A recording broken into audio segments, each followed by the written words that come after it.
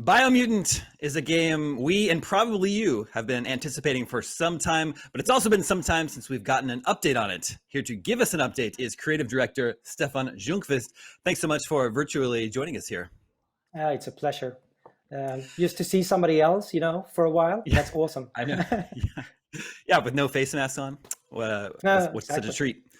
Okay, so Biomutant is a game our IGN audience is super excited for, but we haven't seen it since, I believe, Gamescom 2018, almost 2 years ago. What have you guys been up to? Oh, it's a huge game. It's the biggest game I worked on, and I worked on a few other big games in my time. So, Sure. and we are a small team, right? So we really, put ourselves in went into a cave. That's the office.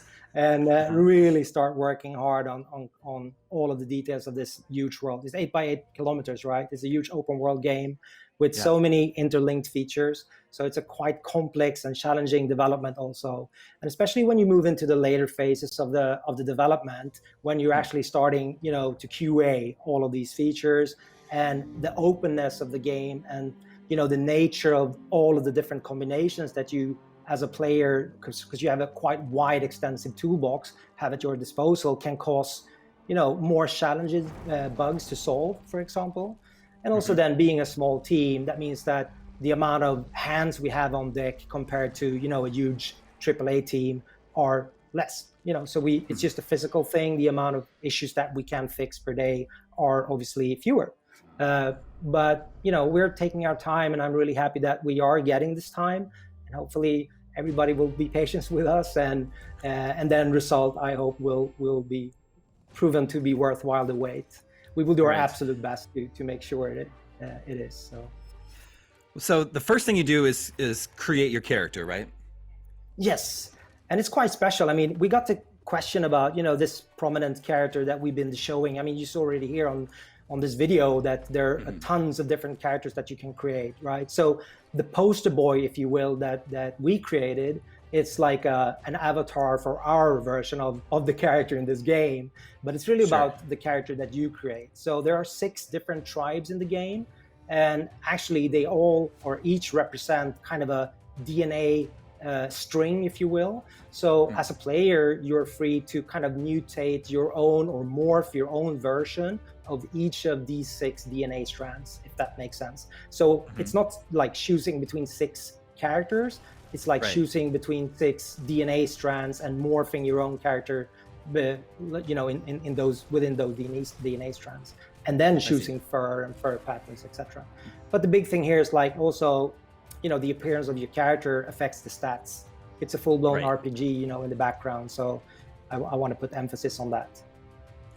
So I guess what I'm wondering is, while you're creating your character, are you seeing your stats go up and down while you're creating the shape of your character? Yes. So it's kind of a seamless morphing with this, DNA creation wheel, and that will change the stats live. So you kind of have a little bit of a balance going on there. Like if you choose a very strong character, he might not be the strongest in intellect, for example. You cannot create a really buff warrior at the same time as you have a really strong mutant with the psionic powers. Eventually, as you go forward in the game, obviously you can choose to upgrade that any way you want. But in the beginning of the game, we're kind of putting you into this decision. Are you a fast and nimble? Are you, a smart mutant, or are you a warrior or whatever? And that also ties into the next phase, which we haven't shown a lot in the character creator, is that you choose a class. So that's also kind of, more akin to your traditional RPG. Like, for example, a class would be a Psy-Freak. That's more of your X-Men mutant style, distant, let's say, magic user in a fantasy RPG. Or you can do Commando. That will make you look like Rambo, with the bandana and just a bare chest. Obviously, it's furred, but and ammo belt. And so there's a number of classes there that will dictate your starting weapon preferences, also your starting gear, and a few other things. So that's a quite important choice, which is going to be very interesting to see how that plays out. But it's like any other RPG, but our classes are a little bit more Biomutant-ish, if you want. Yeah, here you see the crafting as well. So weapon choices are quite interesting in the beginning, but obviously you can unlock all of the weapon preferences later on as you level up. Yeah, I believe you combine parts to create unique weapons. Is that right? Yeah, we saw a little bit here in the video. It's like it's a very extensive crafting system, so it's super deep. I mean, you can take, like you saw in the video, we took a big toothbrush part that I scavenged from a billboard in the open world. I put some crazy handle on it, and then I can actually add on bits and parts on top of that toothbrush or whatever weapon I choose to create. So it's more like you're really crafting your own weapon, putting together I don't know how many thousands of combinations you can do. It's actually, for ranged weapons, I think it's millions of combinations, but it's not about the combinations. It's about how you are like finding the parts that are representing the playstyle that you want. Obviously, we also have parts that are more rare than others, and they have special abilities. They like, in Destiny or any other, shooter game, they have custom effects. Some can shoot, additional missiles or whatever for rare bits that you have to find and loot.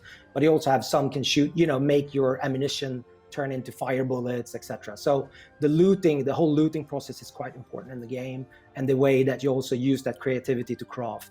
Something that we didn't show is that you can also craft your gear, so your clothes, your jackets, your helmets, whatnot, shoulder pads.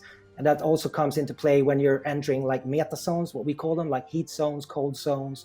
And you have to find gear to be able to craft, an oxygen mask to go into a dead zone, or a warm jacket to go into a cold zone, etc. So crafting and actually creating your own look, that's cool, but you also have to be mindful of the stats that goes along with that look. But you can also do some presets, so you can immediately switch your outfit with the D-pad input for different presets. So you can do that.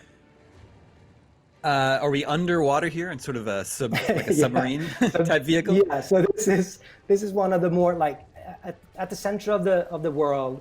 It's a big tree of life. That's a representation of the current status of the world. So compared to other games, like we are currently playing as the world is dying.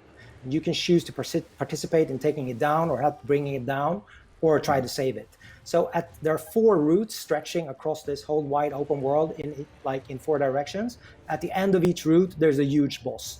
And now we're looking at a few of them. So in order to get to the resolution of this tree of life and world destiny, if you want, the fate of the world, you're going to take on these world eaters.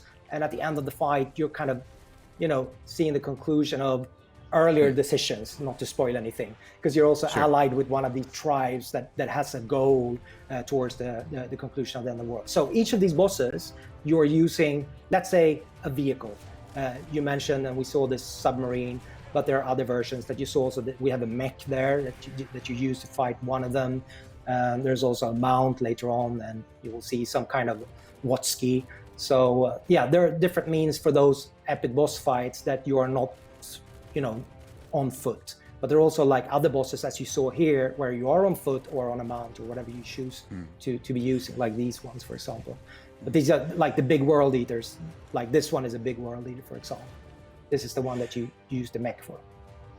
Gotcha. So some of this footage, a lot of it's giving me sort of a Legend of Zelda vibe. Was that one of your inspirations working on this game? No, I mean, when we started with this game, Zelda...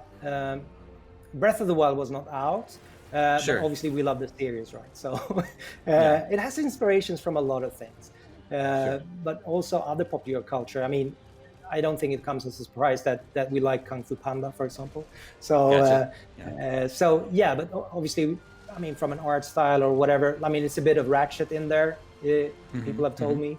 Gameplay-wise, you have, if you look at my shirt, Devil May Cry, or I think it's also, people are saying it's more like Arkham stylish, but also some parts of Ratchet, so it's a kind of a hybrid where, we are 18 people now. A lot of the design decisions are made, from us together as a team. So that means that there's a juxtaposition or a agreement on what we call a free flow combat system in general, and inspiration for the world. If that's what you're talking about, it's colorful and vibrant, and that's what I also love with Zelda. So in a way, I was sidetracked a little bit there on the question. But... No, it's fine. I didn't think this was possible, but I think that footage just made me even more excited for Biomutant. Any sort of idea of when everyone's going to be able to finally play it? I mean, like we are at the end phase of development, right? And I started with this when you asked me in the beginning, like, what have we been doing? And we're doing the same thing, you know, in a massive game like this, and it's very big. Like I say, it's the largest game that I ever worked on. You will have issues, right? You will have technical challenges to overcome, and artistic too. But at this stage of the project, it's more like cleaning out. You know, we're squashing bugs, right? So and trying to make these end decisions on making sure that the player, let's say, understands what to do. That's one of the challenges in an open world game. Like, you know, you always have this choice of how free are you in this world. And in the beginning of the development, we were kind of like, yeah, let's make the player totally free. But it showed like too much freedom is not really epic too, because you get too much freedom, you don't know what to do, right? So I think gradually we also been working with trying to streamline that more. So you always know what you want, what you be supposed to be doing, but then you can deviate from that at any point and do whatever you want. I mean, because literally you're free to go after the first half hour of the game. You can really go anywhere you want in this world, but that's also a challenge for those that, you know, might be needing more help or guidance. So we're working on that, trying to conclude that part of the development as well. So it's more like user experience and primarily squashing those bugs. Got it. Well, Biomutant continues to look super, super cool. Stefan, thank you so much for giving us this update. Thank you for having me.